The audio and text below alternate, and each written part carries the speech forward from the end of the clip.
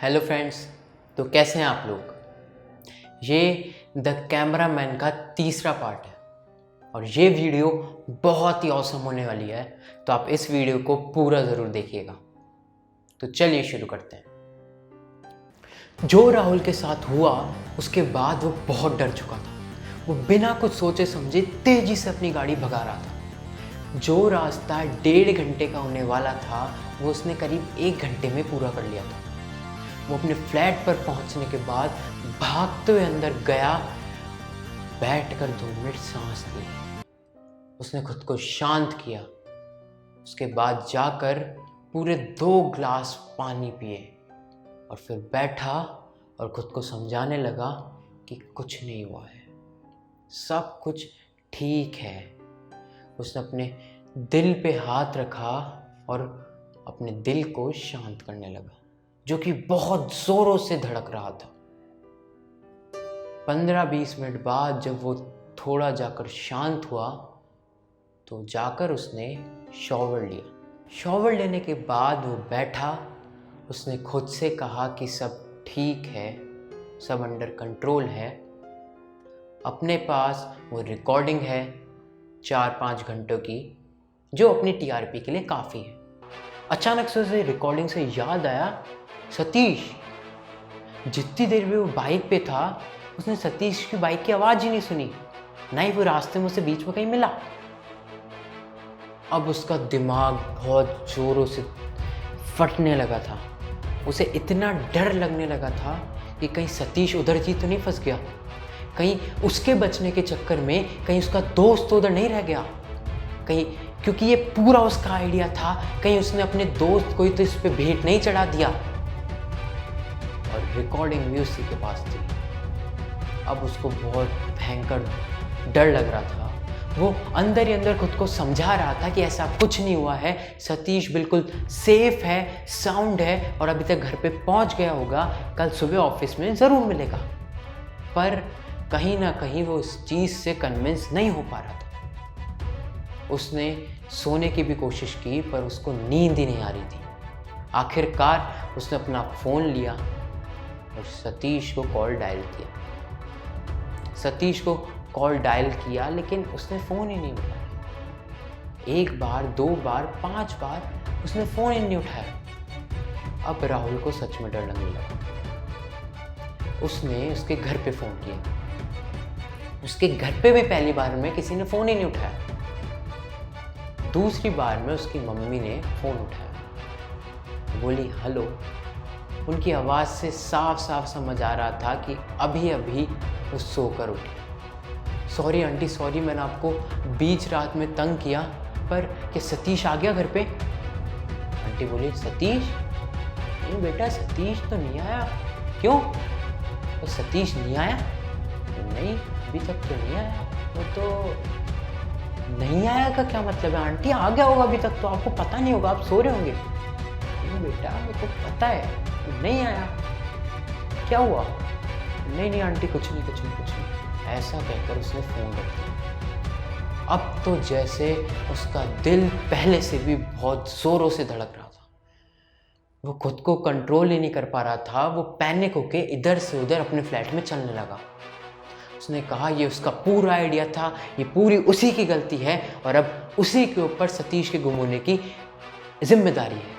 अगर किसी को पता चला तो सबसे पहले उंगली उस पर उठेगी, सबसे पहले सवाल उससे पूछे जाएंगे कि उसका दोस्त कहाँ है, क्योंकि उसी ने तो उसे बुलाया था। ये सोचते सोचते उसका दिमाग जोरों से दर्द कर रहा था। वो एक जगह बैठा। उसने कहा सतीश मेरा दोस्त है और मैं वापस जाऊंगा और उसे बचाऊंगा। ऐसा कहने के बाद उसने वापस अपना बैग उठाया।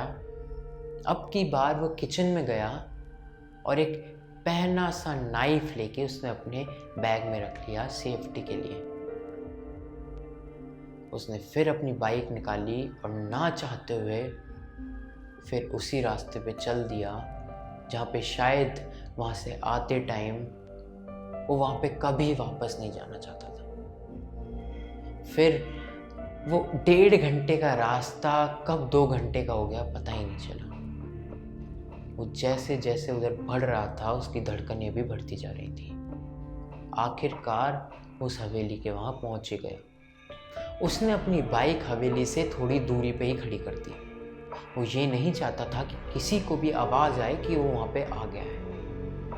वो चुपके चुपके चुपके चुपके हवेली के मेन डोर पे पहुँचा और धीरे से आवाज़ लगाने लगा, सतीश, सतीश भाई, सतीश।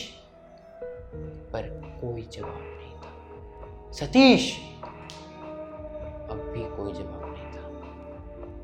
उसने खुद से कहा कि अब अंदर तो जाना ही पड़ेगा। उसने बैग में से नाइफ निकाल के अपनी जेब में रख लिया और एक हाथ अपनी जेब में रख लिया। वो वापस डॉली कूद के अंदर गया। उसने फिर आवाज लगाई, सतीश, सतीश भाई, सतीश। पर अब की बार भी कोई जवाब नहीं। उसने फिर अंदर जाने का निश्चय किया। अब की बार उसने चाकू बाहर निकाल लिया था। उसने एक हाथ अपने दिल पे रखा, धीरे धीरे अंदर जाने लगा। उसने बैग में से टॉर्च निकाली, टॉर्च जलाई। अंदर वो देख रहा था तो उसे फिर वही बेडरूम दिखा जिसके चक्कर में वो यहाँ से भागा था। वो फिर से भाग जाना चाहता था पर नहीं, उसे अपने दोस्त को बचाना था। वहाँ पे खड़े होकर फिर चिल्लाया, सतीश, सतीश, मेरे को मजाक बिल्कुल पसंद नहीं है। अगर तू यहाँ पे है तो बाहर निकल जा, आजा। पर कोई जवाब नहीं। वो धीरे धीरे आगे बढ़ा उसी बेडरूम की तरफ जहाँ वो फिर कभी नहीं जाना चाहता था। वो जैसे जैसे आगे बढ़ रहा था वैसे वैसे उसका दिल बहुत जोरों से धड़क रहा था, उससे पसीने आ रहे थे। और फाइनली वो उस बेडरूम में पहुंचा तो उसने देखा कि अब की बार वो खाली था। वो पेंटिंग भी वहाँ पे एज इट इज़ पड़ी हुई थी और अब की बार वो गेट पे खड़ा था, गेट पे हाथ रख के, जिससे वो कहीं वापस बंद ना हो जाए। उसने फिर आवाज़ लगाई, सतीश भाई, सतीश। पर कोई जवाब नहीं। उसने हिम्मत करके धीरे धीरे हौले हौले उस हवेली का एक एक चप्पा चप्पा कोना कोना छान मारा। वो किचन में भी गया, उसने हॉल में भी देखा। उसे ना तो वो कैमरा मिला और ना ही सतीश।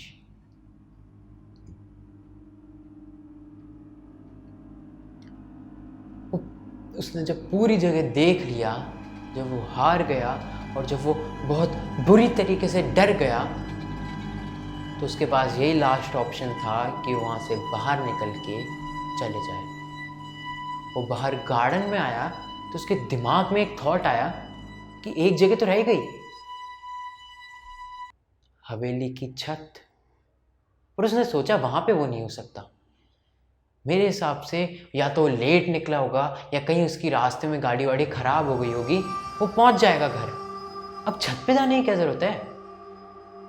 पर अंदर ही अंदर से आवाज़ आई कि अगर इतनी दूर आ गए, इतना सब देख लिया, तो छत पे जाने में क्या बुराई है। वो धीरे धीरे हौले हौले छत की तरफ निकल गया। वो जैसे जैसे एक एक सीढ़ी चढ़ रहा था, एक एक बूंद पसीने का उसकी बॉडी में से गिरता जा रहा। उसकी आंखें लाल हो चुकी थी और दिल तो बुरी तरीके से धड़क रहा था, बुरी तरीके से। उस अंदर ही अंदर जैसे उसने हनुमान चालीसा गाना चालू कर दिया। वो जैसे ऊपर छत पे पहुंचा, वो इधर उधर देख ही रहा था कि अचानक से किसी ने उसका हाथ पकड़ा और अपनी तरफ खींच लिया। इससे पहले कि वो कुछ सोच पाता, उसके सामने सतीश खड़ा था और वो बोला, भाई तू मुझे छोड़ के कहाँ चला गया था। उसे देखकर बस उसे ऐसा लगा कि उसे हार्ट अटैक जस्ट आ ही जाता, लेकिन रह गया। सतीश को सामने देखकर पहले उसने उसे छुआ, ये कंफर्म किया कि ये सच है। और फिर जोरों से उसे गले लगा लिया। मुझे कहा, भाई मैं तुझे ढूंढने वापस आया हूँ, तू यहाँ कैसे रह गया? बोले, यार मैं आ रहा था लेकिन मैं बीच में गिर गया, फिर मैं बाहर आने के चक्कर में ऊपर छत पे आ गया, तब से मैं यहीं छुप के बैठा हुआ हूँ। यार लेकिन तू तो मुझे अकेले छोड़ के चला गया। बोले, यार मैं डर गया था यार, मैं वापस आया ना तेरे लिए। चल भाई अब यहाँ पे और नहीं रहना, चल चल निकलते हैं यहाँ से। बोले, नहीं यार यहाँ से नहीं जा पाएंगे, मैंने कोशिश कर ली यार। मैं जैसे ही नीचे उतरने लगता हूँ वो मान मेरी बात यार, यहाँ से नहीं जा पाएंगे। कौन वो? भाई मैं पूरी हवेली देख कर आया हूँ, कोई नहीं है। मेरी बात मान भाई, यहाँ से नहीं जा पाएंगे। अपन गलत जगह फंस गए यार, गलत जगह फंस गए। मैंने तुझे बोला था कि नहीं चलते हैं यहाँ, अब फंस गए यार, फंस गए, बैठे रहे यहाँ पे। यार क्या हो गया? वो ये बातें ही कर रहे थे कि अचानक से राहुल का पैर वाइब्रेट हुआ। पहले तो डर गया, लेकिन फिर उसे पता चला कि उसका फ़ोन है। वो बोला, सतीश तू बैठ, 1 मिनट, मेरे को ऐसा लग रहा है यहाँ पे सिग्नल आ गए, मैं किसी को हेल्प के लिए बुला लेता हूँ। उसने जैसे ही फ़ोन देखा तो उस पे फ़ोन आ रहा था सतीश का। वो पहले तो देखते रह गया कि क्या हो रहा है। उसने पीछे देखा तो सतीश बैठा हुआ था, बहुत सहमा हुआ सा। उसने फ़ोन उठाया, कान पे लगाया तो दरअसल वो सतीश की आवाज़ थी। सतीश बोला, भाई राहुल क्या हो गया? यार अभी मेरे पास मम्मी का फ़ोन आया, तूने आधी रात में उन्हें फ़ोन करा, कोई इमरजेंसी है क्या? बोल। राहुल कुछ बोलने लायक रहा ही नहीं था। बोले, कौन? कौन क्या भाई? सतीश। सतीश? लेकिन सतीश कैसे? सतीश कैसे? यार तेरा दिमाग खराब हो गया है? क्यों फ़ोन कर रहा था तू मम्मी को? क्या हो गया मेरे को बता। यार मैं तेरे को बोल रहा था कि मैं 2 दिन के लिए बाहर आया हूँ अपने मामा जी के, तो सुनता ही नहीं है। क्या बाहर आया हो? हाँ 2 दिन के लिए, कल आ रहा हूँ मैं वहाँ, फिर अपन बात करते हैं। और कुछ ज़्यादा इमरजेंसी है तो बता ना मेरे को। फिर यहाँ पे कौन है? यहाँ पे कौन है? मुझे क्या पता कौन है। लेकिन तू तो यही था ना? हाँ भाई मैं उस दिन तक था, मैं तेरे को बताने भी वाला था, लेकिन फिर बॉस ने बुला लिया और मैं तेरे को बता नहीं पाया यार, सॉरी। और रही बात उस हवेली में जाने की, भाई तू उधर मत जाना, फालतू रिस्क लेने की ज़रूरत नहीं है, अपन कोई और जगह देख लेंगे। मैं कल आ रहा हूँ, फिर बैठ के बात करते हैं, ठीक है?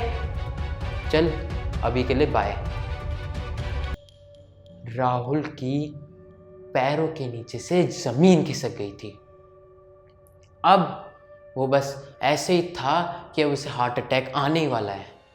इतना पसीना शायद अभी तक पूरी ज़िंदगी में उसके नहीं आया होगा जो अब आ रहा था। इतना वो डर चुका था। वो पीछे मुड़ा तो उसने देखा सतीश उसके बिल्कुल सामने खड़ा है। उसके हाथ से वो छूट गया और